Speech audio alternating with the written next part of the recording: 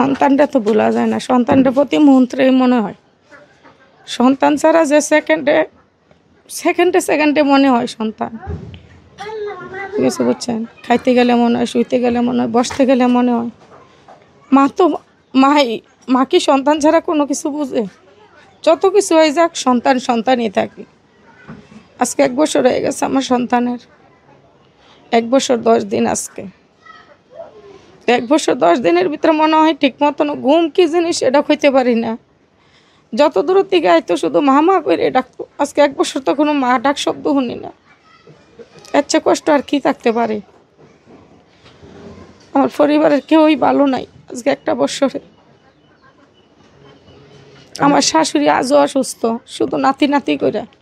Bundle থাকলে প্রতি সেনমানিতে টাকা বাঁচবে। বিকাশ সেনমানি বান্ডেল কিনে জিতুন প্রতি লেনদেনে। আমাকে অনেক হুমকি, অনেক কিছু করছে, কিন্তু আমি বাড়িতে আসার পরও আমাকে ধীরে সুস্থতে থাকতে দেয় না। আমার প্রতি নিয়ন্ত্রণ, আমার বাড়িতে লোক আসতো, আমার ফোনে হুমকি দিত, অনেক কিছু করতো। তো আমাদের জানের নিরাপত্তা কিন্তু আমরা এখনও পাই নাই। যে আমাদের যে সন্তানরা যে আন্দোলন করে গেছে, যে বৈষম্য বিরোধের যে সমন্বয়করা এখন আছে বা এখন যে সরকার আছে, কিন্তু এখনও তারা আমাদের জন্য কিছুই করে নাই। কারণ আমাদের সন্তানের রক্ত পারে আজকে তারা সরকার, আজকে তারা সমন্বয়ক, আজকে তারা দল গঠন করতেছে। কিন্তু গত 16টা বছর যে গেছে, তারা কথা বলার সুযোগও পায় নাই, তারা কথা বলতে পারে নাই, তারা লুকাইয়া ছিল।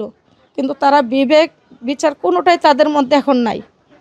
তারা এখন, আমরা শুধু তাদের কাছে একটা দাবি করছি যে আমাদের জুলাই সনদ দেওয়া, আমাদের সন্তানের বিচার করার।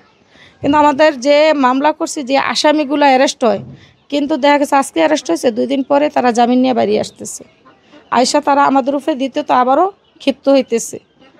মামলা দিছো না, কি করতে পারছো? আমরা তো বাইরে আসছি, এখন তোমরা কিভাবে বাঁচবা?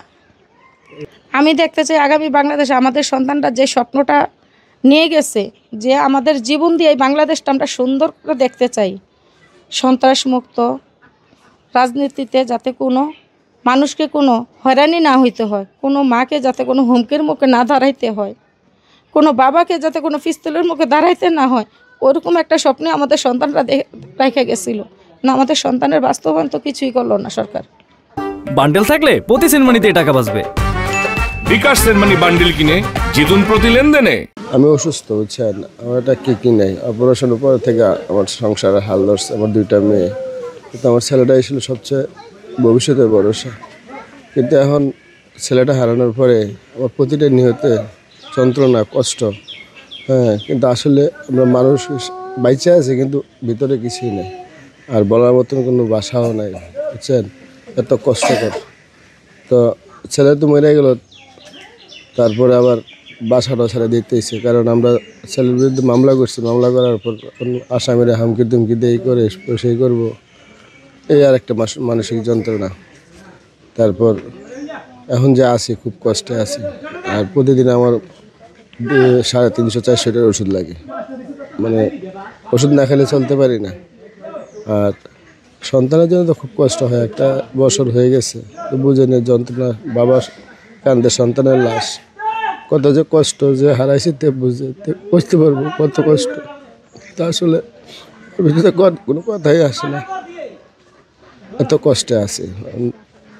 আল্লাহর ভরসা আর কি, নিয়তে কী করবো। হায়াত ছিল, দিন চলে গেছে, এটাই সান্ত্বনা দিই মনে। সান্ত্বনা দিলেও কি, কিন্তু আসলে যন্ত্রণা হয়। সাগর আমার পাড়া প্রতিবেশী, চাচাতো ভাই।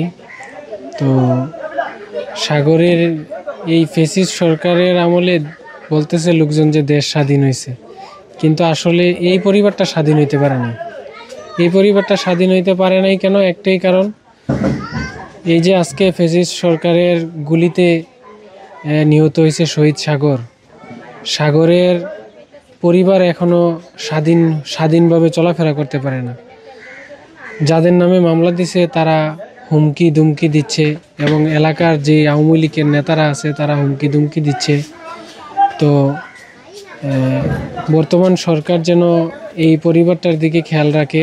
নাতি সাগর কি আমার নাতি, একটাই ছেলে ছিল, তারপর পুলিশের গুলিতে মারা গেছে। হয়নি। কেমন কাটতেছে তারা পরিবারের দিন? কেমনে যাচ্ছে তাদের দিনগুলো? কি এটা তো নিজেই বোঝেন যে একটা ছেলে চলে গেলে তাদের জীবনটা কিভাবে যায়।